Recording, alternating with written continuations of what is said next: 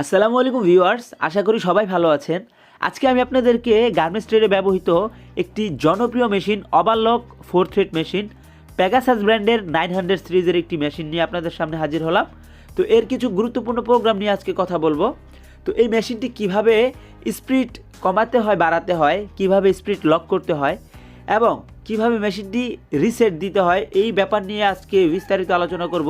তো চলুন ভিডিওটি দেখতে থাকি। ভিউয়ার্স, মেশিনটি চালু অবস্থায় আমরা পি বাটনে চাপ দিয়ে ধরবো, এরপরে এস বাটনে একটা চাপ দিব। এখন ভিতরে 4000 স্পিড দেওয়া ছিল, এখন আমরা 5000 স্পিড দিব। তো এখন এই মেশিনটি সর্বোচ্চ 5000 স্পিডই হয়, উপরে গেলে আবার 200 চলে আসে।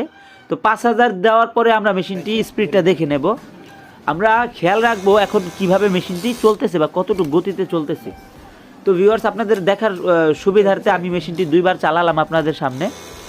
তো আমরা যদি কিনা স্পিড আরও বাড়াতে চাই তাহলে কিভাবে বাড়াতে হয় এই বিষয়টা মূলত আজকে আলোচনা করব।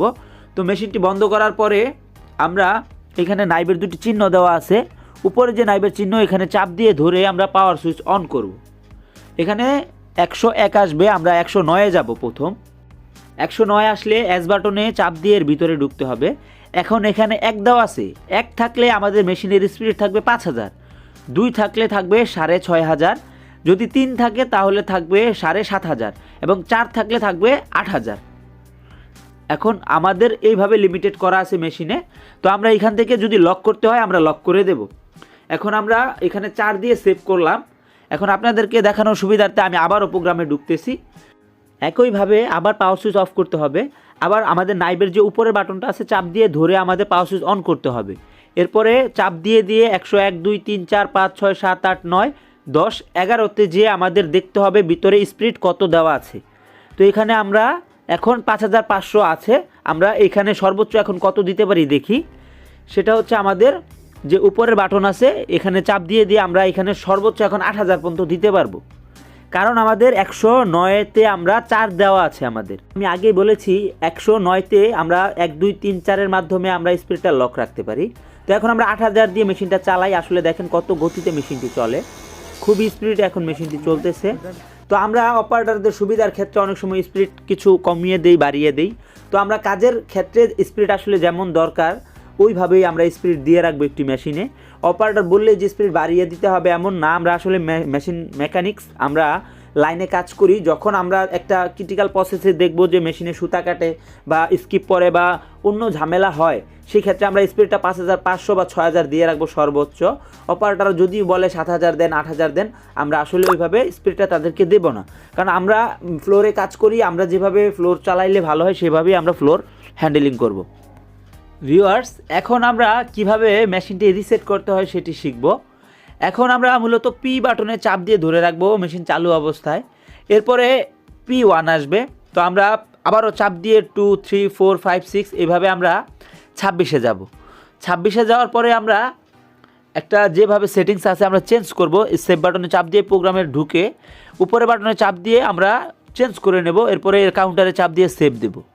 এখন 26 সেভ হয়ে গেছে। এখন আবার আমাদের পি বাটনে একটা চাপ দিয়ে 27-এ আসতে হবে। আবার এস বাটনে চাপ দিয়ে আমাদের ভিতরে ঢুকতে হবে। এখন ভিতরে ঢোকার পরে আবার আমরা যা থাকবে অ্যারো বাটনের সাহায্যে আমরা এটা চেঞ্জ করে আমরা কাউন্টারে আরেকটা চাপ দেব। বাস আমাদের 27 সেভ হয়ে যাবে, ডিসপ্লেটা একবার বন্ধ হবে। হওয়ার পরে আমরা মেশিনের সুইচটা বন্ধ করব। মেশিনের সুইচটা বন্ধ করার পরে আবার আমরা সুইচটা অন করব। সুইচটা অন করলে আবার আমাদের মেশিনটি সুন্দরভাবে চালু হবে এবং আমরা তখন বুঝতে পারবো আমাদের মেশিনটি টোটালি রিসেট কমপ্লিট হয়ে গেছে। আমরা 26-27-এ যখন রিসেট দেই আমাদের মেশিনের যাবতীয় প্রোগ্রাম সুন্দর মতো একবারে নতুন অবস্থায় সেট হয়ে যায়।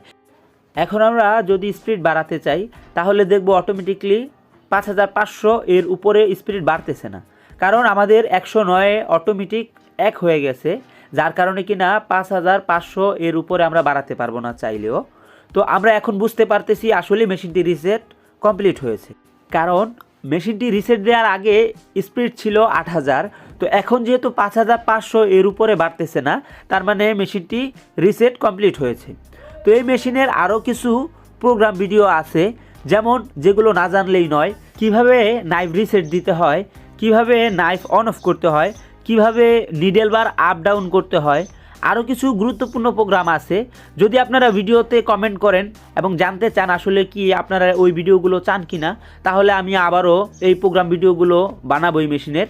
তো একটা মেশিনে যদি কিনা একসাথে সব আলোচনা করি অনেক বড় হবে ভিডিওটা। তো আশা করি ছোট ছোট করে আপনাদেরকে কমপ্লিট ধারণা দেওয়ার চেষ্টা করব। তো আমার ভিডিওগুলো যদি আসলে ভালো লাগে আপনাদের কাছে, অবশ্যই একটি লাইক, একটি কমেন্ট এবং একটি শেয়ার করবেন। আর যারা ফেসবুক থেকে দেখতেছেন অবশ্যই আমার পেজটিকে একটি ফলো দিয়ে রাখবেন আর আমার চ্যানেলটাকে সাবস্ক্রাইব করে পাশে থাকবেন, কারণ আপনাদের একটি লাইক, কমেন্ট, শেয়ার আমাদের ভিডিও করতে অনুপ্রেরণা যোগায়। তো সবাই ভালো থাকুন, সুস্থ থাকুন। আসসালামু আলাইকুম।